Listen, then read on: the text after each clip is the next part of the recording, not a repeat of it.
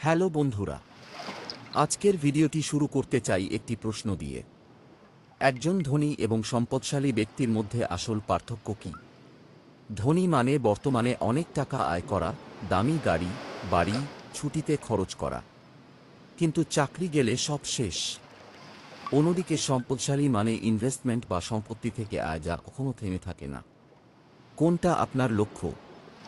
আসুন একটু গভীরে যাওয়ার চেষ্টা করি।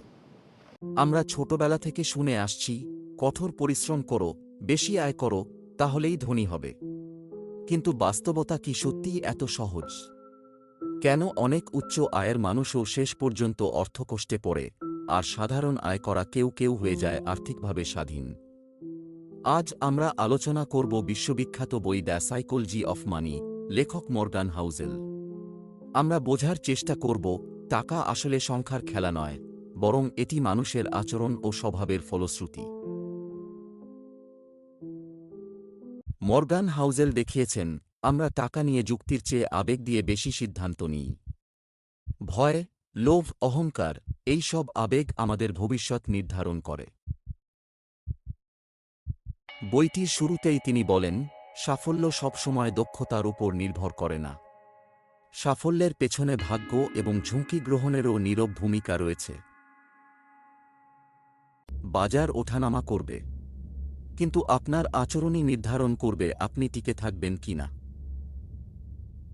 কম্পাউন্ডিং একটি ছোট সিদ্ধান্ত, কিন্তু এর শক্তি বিশাল।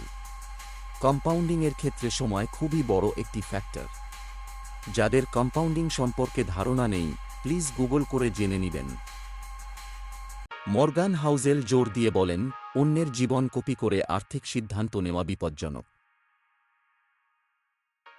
যদি এই আলোচনা আপনার চিন্তাধারাকে ইতিবাচকভাবে প্রভাবিত করে থাকে, তাহলে এখনই আমাদের পোল ভো টিউব চ্যানেলটি সাবস্ক্রাইব করুন। আর কমেন্টে লিখুন, আপনার কাছে টাকা মানে কি? আমাদের জীবনের সবচেয়ে কঠিন কাজ হল নিজের সাফল্যের লক্ষ্যটাকে এক জায়গায় স্থির রাখা। আমরা যখন 10,000 টাকা আয় করি, তখন ভাবি 20,000 হলে খুশি হব। কিন্তু 20,000 হওয়ার পর আমরা আবার 50,000-এর পেছনে ছুটি। মর্গান হাউজেল বলছেন, এই গোলপোস্ট যদি চলতেই থাকে, তবে আপনি কখনোই জয়ী হতে পারবেন না। কারণ আপনার আকাঙ্ক্ষা সবসময় আপনার উপার্জনকে ছাড়িয়ে যাবে। লোভ কেন জন্মায়? কারণ আমরা অন্যের সাথে নিজেকে তুলনা করি। যদি আপনার বন্ধু আপনার চেয়ে দামি গাড়ি কেনে, তবে আপনার মনে হয় আপনার গাড়িটি আর যথেষ্ট নয়। হাউজেল এটাকে একটি হার না মানা খেলা বলেছেন।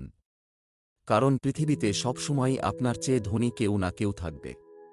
তাই কখন থামতে হবে আর কখন বলতে হবে, আর দরকার নেই, তার উপরই নির্ভর করে প্রকৃত বুদ্ধিমত্তা। ইতিহাসে বহু উদাহরণ আছে অতিরিক্ত ঝুঁকি নিয়ে সব হারানোর। এর বড় উদাহরণ রজত গুপ্ত, গোল্ডম্যান স্যাক্সের ডিরেক্টর, শত কোটি টাকার মালিক। কিন্তু আরও বেশি পাওয়ার লোভে তিনি ইনসাইডার ট্রেডিংয়ের মতো ভুল পথে পা বাড়ান।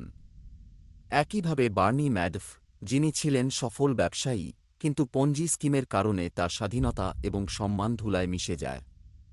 রজত গুপ্ত এবং বার্নি ম্যাডফ দুজনকেই তাদের অপরাধের জন্য জেল খাটতে হয়েছে। লেখক ব্যাখ্যা করেন, সম্পদ মানে শুধু আয় নয়, সম্পদ মানে স্বাধীনতা, নিজের সময়ের উপর নিয়ন্ত্রণ। রোনাল্ড রিড ছিলেন একজন সাধারণ গ্যাস স্টেশন অ্যাটেন্ডেন্ট এবং ঝাড়ুদার, যিনি 25 বছর ধরে গাড়ি মেরামত করেছেন এবং 17 বছর ফ্লোর পরিষ্কার করেছেন। তার কোনো বড় আয় ছিল না কোনো পারিবারিক সম্পত্তি। কিন্তু তিনি একটি অদ্ভুত কাজ করেছিলেন, তিনি যা সামান্য আয় করতেন, তার একটি অংশ নিয়মিতভাবে ব্লুচিপ শেয়ারে বিনিয়োগ করতেন এবং দশকের পর দশক ধরে তা স্পর্শ করেননি। অন্যদিকে রিচার্ড ফুস্কিল নামে একজন হার্ভার্ড শিক্ষিত হাই প্রোফাইল এক্সিকিউটিভ ছিলেন, যার আয় ছিল কয়েক কোটি টাকা, কিন্তু তার জীবন ছিল বিলাসিতা আর ঋণে ভরা। ফলাফল কি হল? 2008 সালের মন্দায় রিচার্ড ফুস্কিল দেউলিয়া হয়ে যান। আর যখন রোনাল্ড রিড 92 বছর বয়সে মারা যান, তখন দেখা যায় এই সাধারণ ঝাড়ুদারের কাছে $8 মিলিয়ন সম্পদ রয়েছে।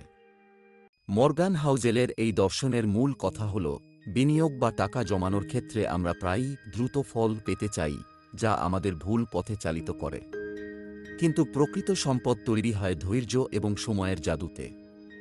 মানুষ সাধারণত শেয়ার বাজার বা ব্যবসায় রাতারাতি কোটিপতি হওয়ার স্বপ্ন দেখে, এবং এই লোভের কারণেই তারা অতিরিক্ত ঝুঁকি নিয়ে সব হারায়। হাউজেল ওয়ারেন বাফেটের উদাহরণ দিয়ে দেখিয়েছেন যে বাফেটের সাফল্যের আসল রহস্য তার বুদ্ধিমত্তা নয়, বরং তার স্থিরতা। তিনি 10 বছর বয়স থেকে শুরু করে 90 বছর পর্যন্ত বিনিয়োগ ধরে রেখেছেন। দীর্ঘমেয়াদী স্থিরতা থাকলে অল্প টাকাই চক্রবৃদ্ধি হারে বিশাল সম্পদে পরিণত হয়। তাই তাড়াতাড়ি ধনী হওয়ার চেয়ে ধনী থাকা এবং ধৈর্য ধরা বেশি গুরুত্বপূর্ণ। আর্থিক সাফল্যের জন্য কি আমাদের খুব জটিল কোনো গাণিতিক ফর্মুলা বা বাজারের রহস্য জানা জরুরি? মর্গান হাউজেল বলছেন, একেবারেই নয়। তিনি আমাদের মনে করিয়ে দেন যে সম্পদ কোনো জটিল কৌশল বা ইনভেস্টমেন্ট থিওরির ওপর দাঁড়িয়ে থাকে না, বরং এর প্রকৃত ভিত্তি হল আমাদের সঠিক আচরণ, অটল ধৈর্য এবং ইস্পাতকঠিন আত্মনিয়ন্ত্রণ। অনেক বড় বুদ্ধিমান মানুষও টাকার সঠিক ব্যবহার না জানায় দেউলিয়া হয়ে যান। আবার একজন সাধারণ মানুষ কেবল তার লোভকে নিয়ন্ত্রণ করে এবং দীর্ঘ সময় ধরে নিজের লক্ষ্যে স্থির থেকে তৈরি করতে পারেন পাহাড় সমান সম্পদ। তাই বড় রিটার্নের পেছনে হন্যে হয়ে না ছুটে নিজেকে নিয়ন্ত্রণ করা এবং সময়ের ওপর বিশ্বাস রাখাই হল সম্পদশালী হওয়ার প্রকৃত শিল্প ও জীবনের শ্রেষ্ঠ পাথেয়। জীবনের এই দীর্ঘ দৌড়ে দিন শেষে আমাদের সামনে একটি মৌলিক প্রশ্নই এসে দাঁড়ায়: অর্থ আমাদের নিয়ন্ত্রণ করবে নাকি আমরা অর্থকে নিয়ন্ত্রণ করব? মর্গান হাউজেল আমাদের শেখান যে যদি আমাদের চাওয়া পাওয়ার কোনো শেষ না থাকে এবং আমরা কেবল অন্ধ আবেগের বশবর্তী হয়ে টাকার পেছনে ছুটি, তবে আমরা অজান্তেই অর্থের দাসে পরিণত হই। কিন্তু যখন আমরা চাহিদাকে সংজ্ঞায়িত করতে শিখি এবং টাকাকে কেবল একটি মাধ্যম হিসেবে ব্যবহার করি, তখনই আমরা প্রকৃত স্বাধীনতার স্বাদ পাই। প্রকৃত সম্পদশালী সেই ব্যক্তি নন যার কাছে সবচেয়ে বেশি টাকা আছে, বরং তিনি, যিনি টাকা দিয়ে নিজের জীবনের ওপর পূর্ণ নিয়ন্ত্রণ প্রতিষ্ঠা করতে পেরেছেন এবং নিজের সময়কে নিজের ইচ্ছামতো ব্যবহার করার ক্ষমতা অর্জন করেছেন। আরও এমন গভীর বিশ্লেষণ পেতে এখনই সাবস্ক্রাইব করুন পভটিউব।